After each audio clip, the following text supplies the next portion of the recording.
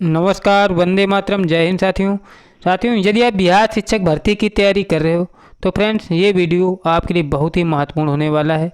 क्योंकि फ्रेंड्स इस वीडियो के माध्यम से मैं आप लोगों को भक्ति आंदोलन से संबंधित जो भी महत्वपूर्ण क्वेश्चंस प्रीवियस एग्जाम में पूछे गए हैं वो सभी क्वेश्चंस आप लोगों को कराने जा रहा हूँ।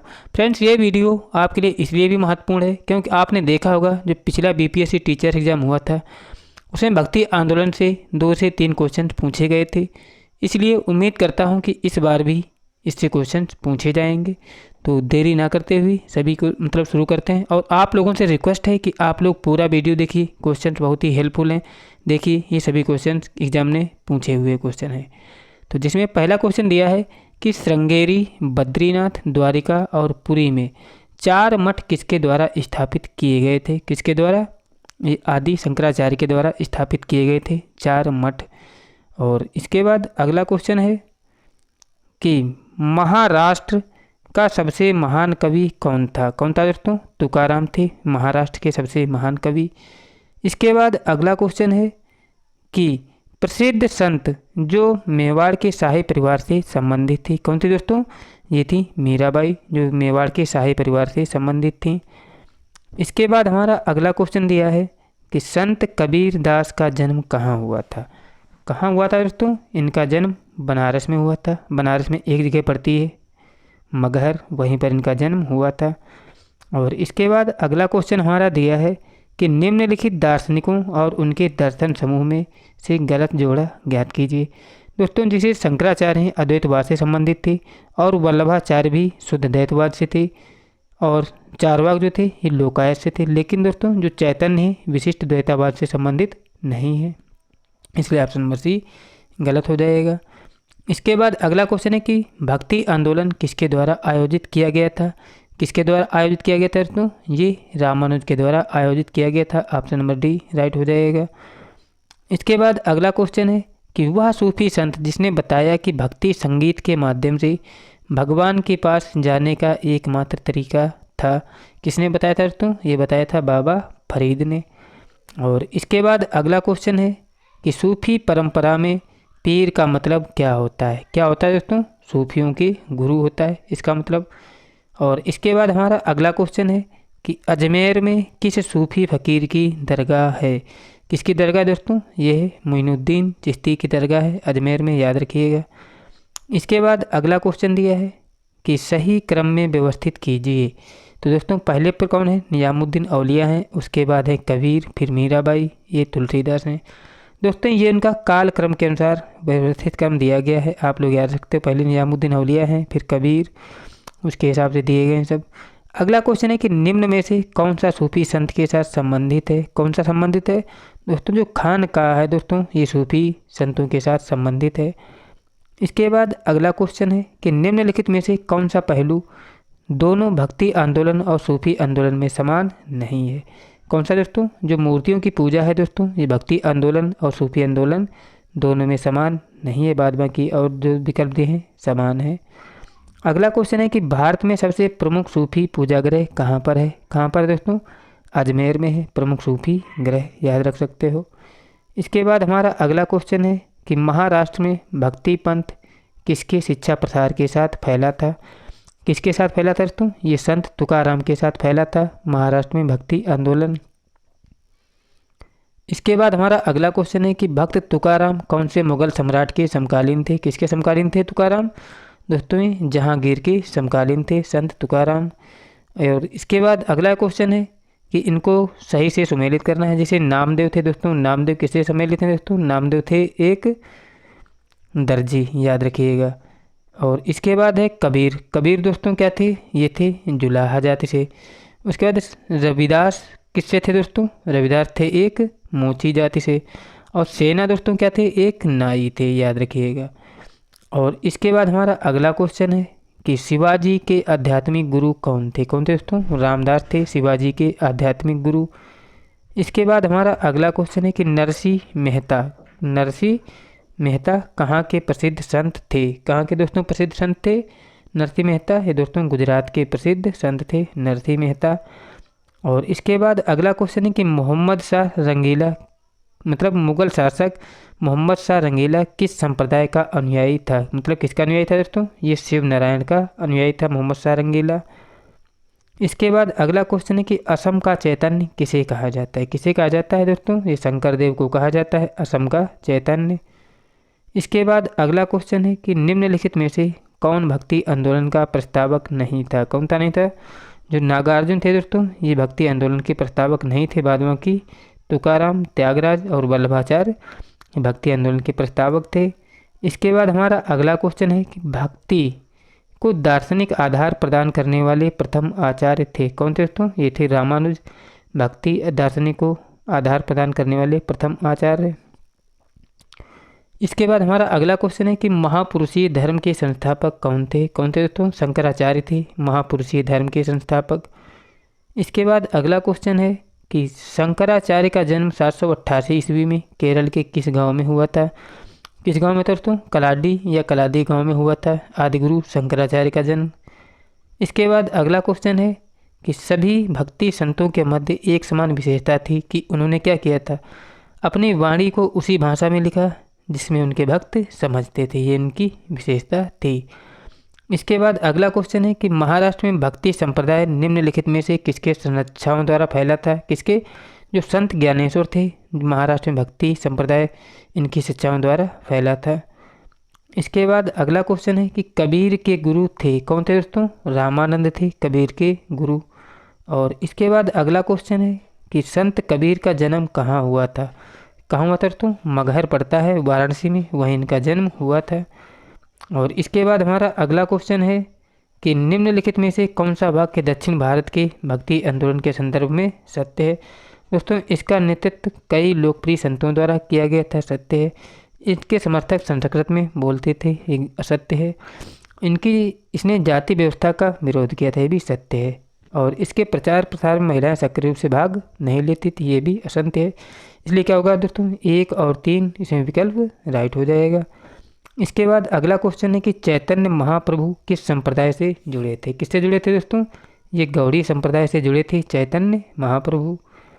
अगला क्वेश्चन है कि पुष्टि मार्ग के दर्शन की स्थापना किसने की थी? किसने की थी दोस्तों? वल्लभाचार्य ने की थी पुष्टि मार्ग के दर्शन की स्थापना। इसके बाद हमारा अगला क्वेश्चन है कि किस संत ने ईश्वर को अपने पास अनुभव के लिए नृत्य एवं गीतों के माध्यम बनाया था? किसने बनाया था दोस्तों? जो चैतन्य महाप्रभु थे, इन्होंने ईश्वर को अपने पास अनुभव करने के लिए नृत्य एवं गीतों का माध्यम बनाया था। और अगला क्वेश्चन है कि अद्वैतवाद सिद्धांत के प्रतिपादक कौन थे? कौन थे दोस्तों? आदिगुरु शंकराचार्य थे अद्वैतवाद सिद्धांत के प्रतिपादक। और दोस्तों इसमें दिया है इनके कालक्रम के अनुसार सेट करना है। तो क्या दोस्तों? तो देख कबीर, नानक, चैतन्य और तुलसीदास हैं, इनको कोड के अनुसार पहले व्यवस्थित करना है। तो पहले दोस्तों कबीरदास थे, फिर नानक, फिर चैतन्य, फिर तुलसीदास थे। ये इनके कोड के अनुसार व्यवस्थित है। तो ऑप्शन नंबर सी राइट हो जाएगा। और इसके बाद हमारा अगला क्वेश्चन है कि गीत गोविंद के रचयिता हैं? कौन है दोस्तों? जयदेव हैं गीत गोविंद के रचयिता।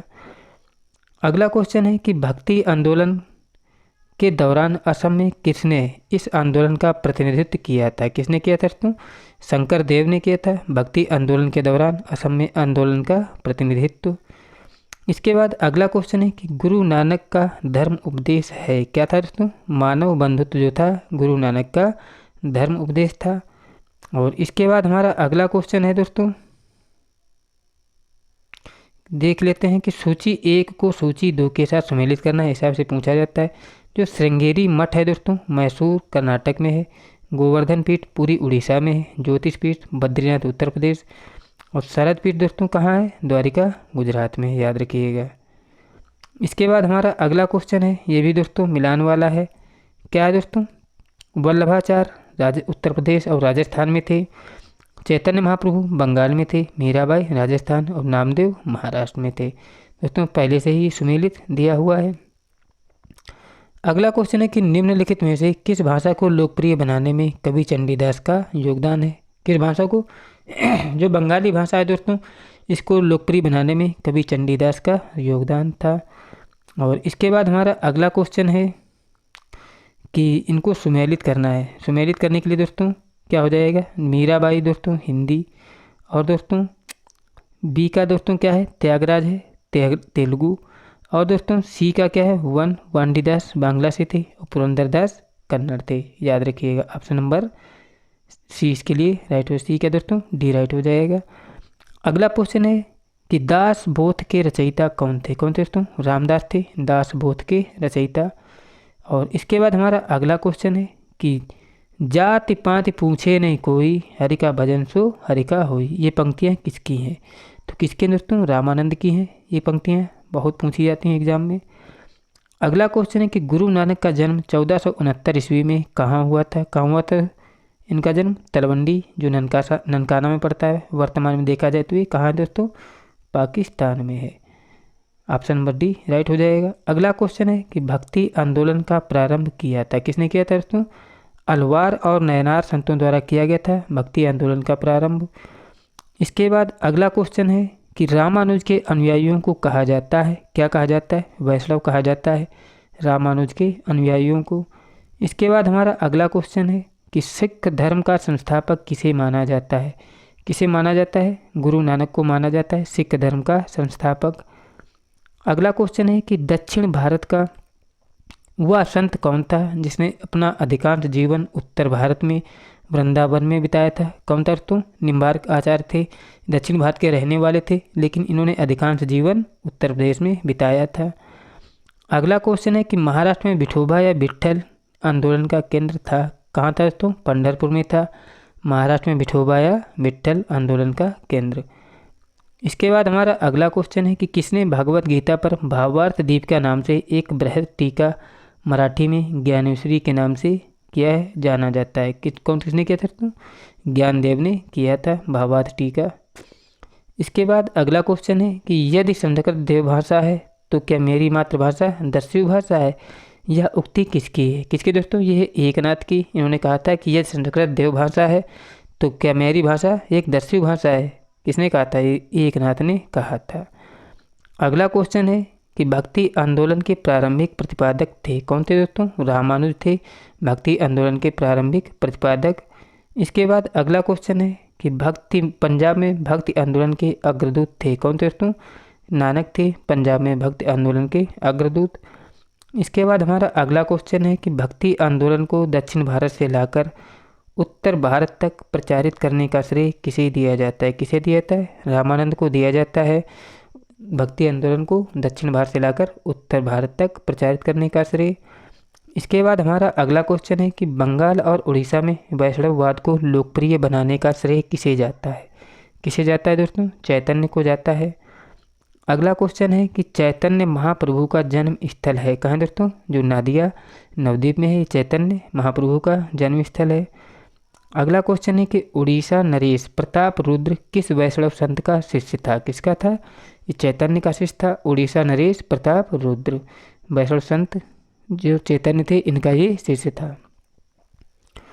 और अगला क्वेश्चन है कि निम्नलिखित में किसे गौरांग प्रभु भी कहा जाता है। गौरांग प्रभु कहा जाता है दोस्तों चैतन्य को। अगला क्वेश्चन है, इसमें सूची 1 को सूची 2 के साथ सुमेलित करना है। पदावली दोस्तों विद्यापत की है। रामचरितमानस किसकी है, आपको पता होगा तुलसीदास की है। सूरसागर सूरदास की है। बीजक कबीरदास की। तो बिल्कुल इजी था। अगला क्वेश्चन है कि आलसियों का मूल मंत्र अजगर करें चाकरी पंछी करें काम के रचयिता कौन है। कौन है, मलूकदास हैं। क्या दोस्तों, अजगर करें चाकरी पंछी करें काम के रचयिता कौन है, मलूकदास हैं। अगला क्वेश्चन है कि महात्मा गांधी का प्रिय भजन वैष्णव जन तो तेने कहिए जो पीर पराई जाने रे के रचयिता कौन थे। कौन दोस्तों, इसके रचयिता थे नरसिंह मेहता जी।